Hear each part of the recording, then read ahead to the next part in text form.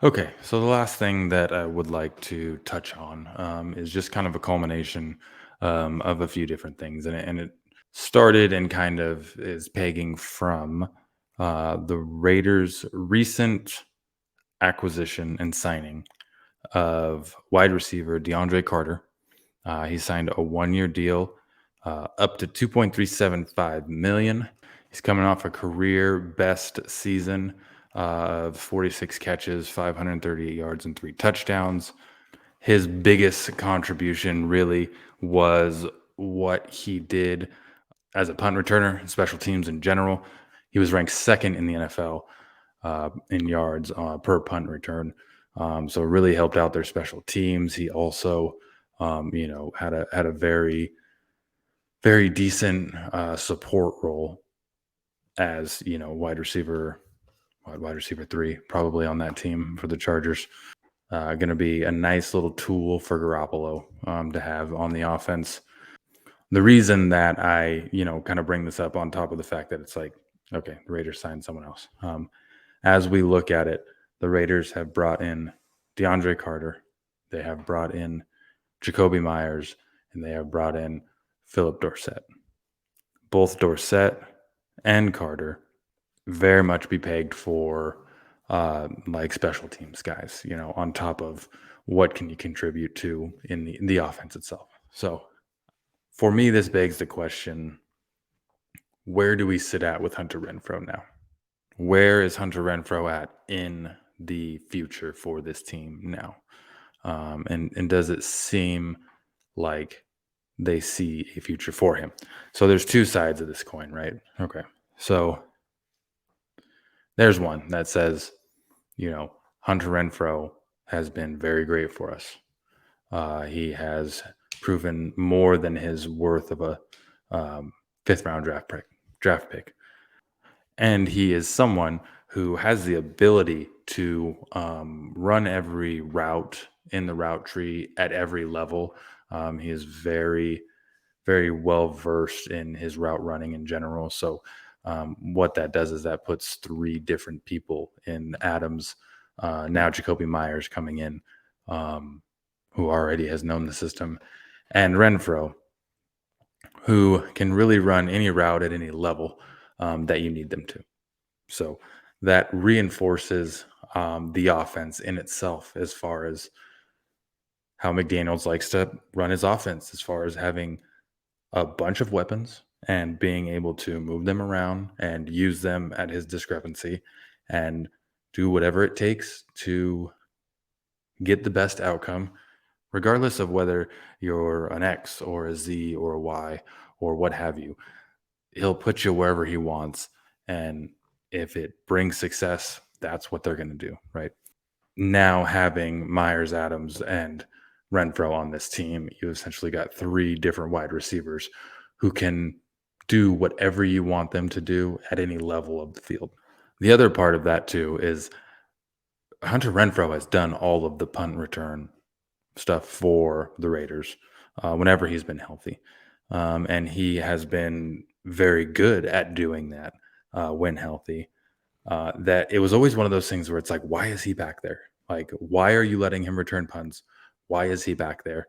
But he was so good at it that it's like, you can't not have him back there because in the off chance that our defense got the other team to punt, we needed somebody back there that was going to help further that along and help our offense as much as possible. So it could be that they're bringing these other guys in, um, guys that were well known to have success as returners and special teams players, in order for Renfro to not have to be back there anymore, not have to do that because he is going to be someone that is more involved and a more intricate part of the offense, right?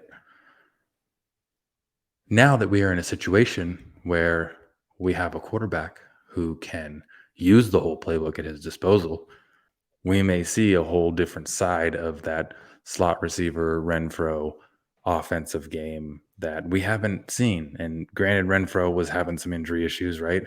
And really wasn't much to slot in there for him, on top of the playbook being a little limited as it was and being very much Devontae Adams heavy in reads and go to plays and all that kind of stuff.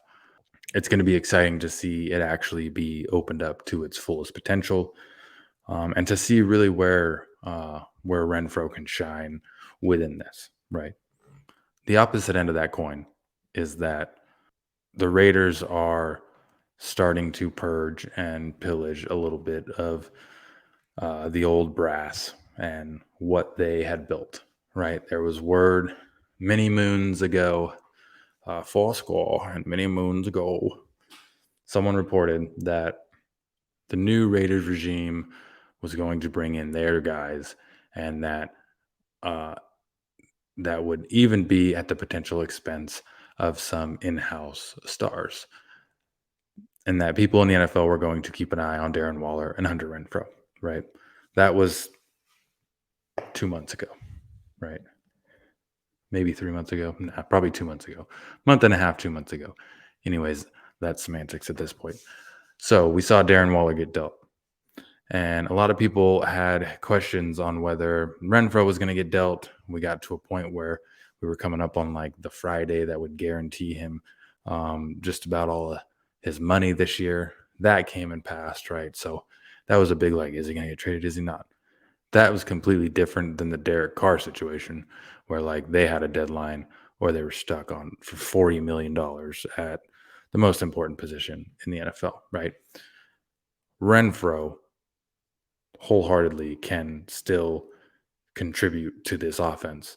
And for the price that we are paying him, still pretty cheap price in general, right? But I think that there's a good chance you may see him still be dealt if they get the right offer, or if they are trying to do something in regards to moving up in the draft, or packaging him with something to kind of like sweeten the deal on something, right? But when you got this front office bringing in a bunch of receivers like this, it makes you wonder, like, all right, like something going on with, namely, the guy who's been rumored to be traded already and plays the same type of position that all these other guys that are getting brought in play. It'll be very interesting to see how things unfold and plan out leading up to the draft. I think one precedent that is being kind of shown here, and what's really telling about what the Raiders are doing right now, is that almost all of their free agent resources have gone into the offense, right? Which the offense was always the best part of our team, right? So the offense in itself should be the position that you are retooling to improve via free agency, right? I think what they're showing is that they are going to go all in on defense for this draft, with the exception of maybe snagging a quarterback somewhere in there. If so, let's hope it's the first 2 rounds. But nonetheless, this Raiders team that has, I want to say 12 or 13 picks in the draft, I think they are setting a precedent that they know that this defense needs more talent and needed to have some big additions. And I think they are wholeheartedly planning on using a lot of those draft resources for the defense. And I am very excited about that, because that's going to mean young guys, top end talent coming in at positions of need, and on a defense that very much needs a high influx of talent. So I think there's a lot of different things going on right now. I think there's a lot of different things that can be said about the moves that have been made, the moves that haven't been made, moves that might be made. But nonetheless, I'm excited to see what is unfolding and what's transpiring right now from all this stuff. I'm really excited to see what is in store for this team and what it's going to look like post draft, and to get into all of that